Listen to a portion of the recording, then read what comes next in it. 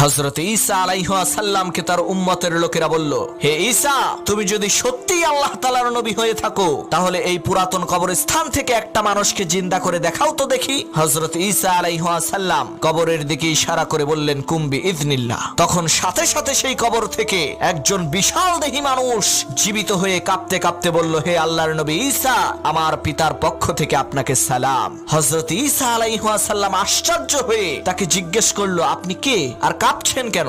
তখন সে বলল, আমি হযরত নূহ আলাইহিস সালামের পুত্র শাম। আমার পিতা আমাকে আগেই ভবিষ্যৎবাণী করে দিয়ে গেছে যে তুমি মৃত্যুবরণ করার ৪৫০০ বছর পর হযরত ঈসা আলাইহিস সালামের মুজিজার কারণে তোমাকে আবার জীবিত হতে হবে। আর আমি কাঁপছি এই কারণে ৪৫০০ বছর আগে আমি ইন্তেকাল করেছি, কিন্তু এখনো পর্যন্ত সেই কঠিন মৃত্যু যন্ত্রণা আমি অনুভব করছি। এখন যে আবার জীবিত হলাম সেই কঠিন মৃত্যু যন্ত্রণা যাতে আমার আর না হয়